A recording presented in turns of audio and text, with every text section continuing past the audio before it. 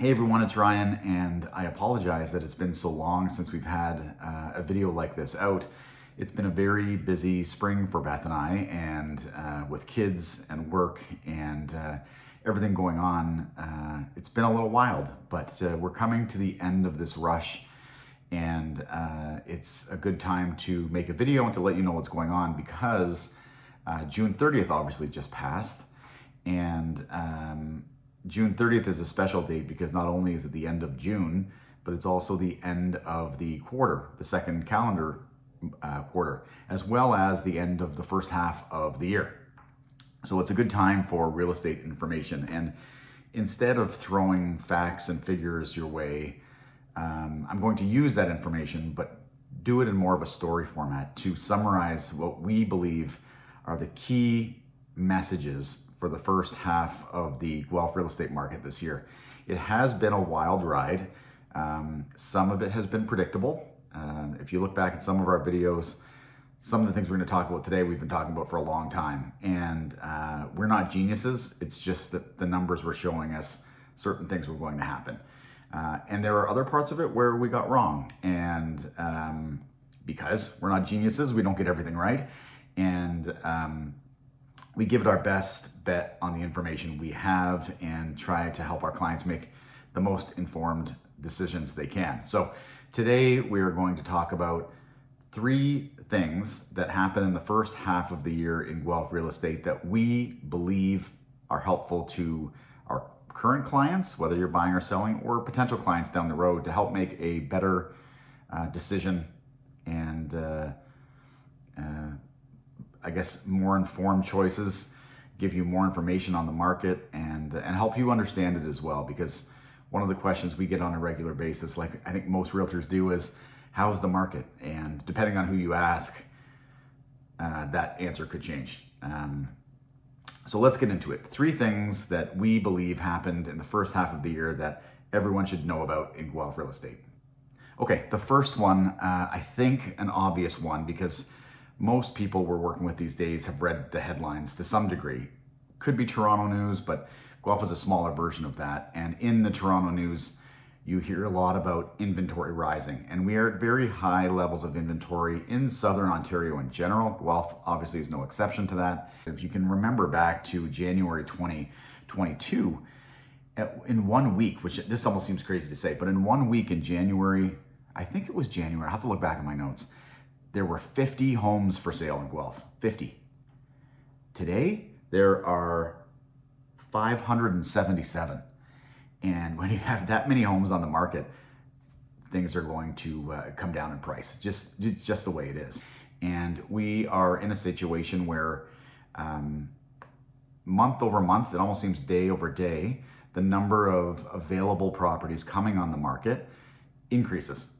And as the number of properties increase, it puts pressure on prices. And so a few years ago, if you remember, when there were a lack of homes on the market, there were very few homes and many people coming, in particular from the GTA to Guelph, and they were willing to pay premium prices for that one available home. Well, now it's not the same. Now there are lots of available homes and there are fewer buyers. So the opposite happens in that case. And this has been a bit of a struggle for sellers to accept, and buyers are taking full advantage of it, which is going to be the next point we'll talk about. But for some perspective, I made some notes here. This year so far, there have been 870 homes that have sold. That is down from 959 in the first half of last year, or 9%. And that is a total of 90 less homes that have sold. So despite the fact that inventory is rising, the number of houses for sale is going up, the number of houses that are selling are going down. And so you get this widening gap. And as that gap continues to get bigger, prices continue to come down. And at this point, we don't see that gap getting any smaller. So we anticipate that prices are going to be slowly declining over the next little while. Now, within that though, there are different segments of homes.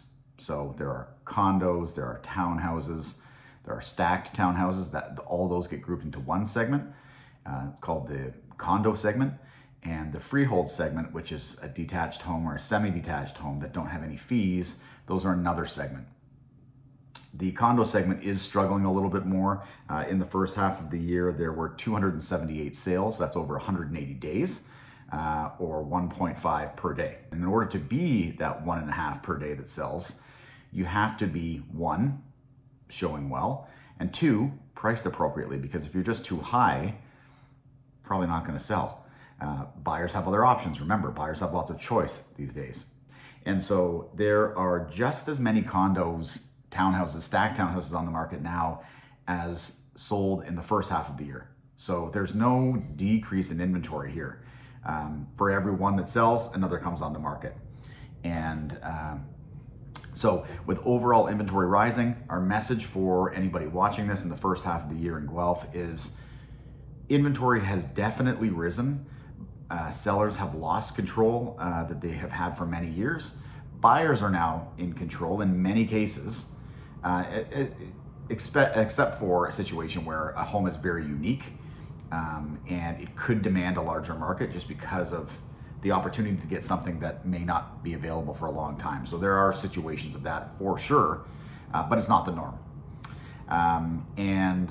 So sellers, if you're wanting to sell your house today, you need to be the most attractive option out there. If you don't want to sell and you want to test the market to see what the market's going to do, be prepared to be on the market for a long time and be prepared to be on the market without any showings for an extended period of time. The only way to fix that in this market is to come down to what the market is willing to pay in price. And as a seller, you own the house, you don't have to do that. But that is the way you're going to sell your house today, because you are competing with others who are often at a lower price than you. Okay, and number two is widening expectations. And as I mentioned in the last bullet point, the number of houses going up is this way, the number of sales going down are this way. And you could do all sorts of buzzwords and come up with all sorts of crazy analogies or different reasons as to why that is, but really in the simplest terms, when the transaction volume is going down and the wedge is widening, it means that for whatever reason, the seller's asking price and the buyer's buying price are too far apart. And why is that? Well, there's a number of reasons why that is. One of the main reasons is that sellers are having a tough time accepting the market. They remember what their house was worth 2 years ago. They remember what their house was worth 1 year ago, and they remember what their neighbor's house sold for at any given time. So when we talk to sellers sometimes about taking a price decrease or what the market value of their home is, they're disappointed because they do remember a higher number. And of course, our job as hired by the seller, Beth and I are always trying to get the best result for our client that we can, but there's an element of being responsible. And many years ago in my corporate job, I had a boss who would say, Ryan, I would rather you give me realistic numbers now and disappoint me now than to give me numbers that aren't realistic and disappoint me later. So this is the situation, and the terminology we often use with our clients is we just want to be honest with you up front. This is what we think. And I think most people want that. They want to be told up front what their house is worth, what the situation's like. There's no harm in taking a price reduction. In fact, it happens all the time now. Sometimes you have a property where there's more demand, and so it would sell quicker at a higher price. But generally, we're in a market where we're trying to bring down the price until we get to the point where buyers see value, and then buyers come in and pick it up. And that's really the gap that we're not seeing closed right now. Now, buyers, you're also not innocent in this scenario, because buyers have started to do things that we haven't seen buyers do in a long time, which they haven't had the strength to pull off, which is buyers will now come in at prices that are way below the asking price, sometimes almost immediately when a house is listed. I can give you a number of examples where a house gets listed for, let's say, $800,000, and immediately someone comes in with an offer the next day at $730,000 or 10%, almost 10% below the asking. And this would be laughed at, of course, years ago, and because sellers would just wait for somebody else to come along and pay more. But in this market, there's no guarantee you're going to get another offer anytime soon. So in some cases, buyers are testing the waters to see how desperate a seller may be to get an offer. And sometimes these buyers are coming in without conditions to make their offer more attractive, in that if you accept my low ball offer, the deal's done and you can move on. And for some sellers, that may be attractive. So I think buyers are going out there and pitching low prices to see what sellers will tolerate. And so there's that happening as well. So with sellers that are still asking at higher prices and buyers sometimes coming in at very low prices, you've got this gap. And sometimes the gap can be closed. Sometimes either side or both sides are willing to negotiate. And number 3 is negotiation. And so many times we see situations where one side thinks a negotiation is that they have to win and at all costs. And it's not that way. And in fact, a true negotiation is where both sides feel like they're getting something out of it. They're both winning, because it oftentimes doesn't end well when someone tries to bully themselves into a situation to either buy a house at a low price, or a seller tries to insist that their house is worth a certain price.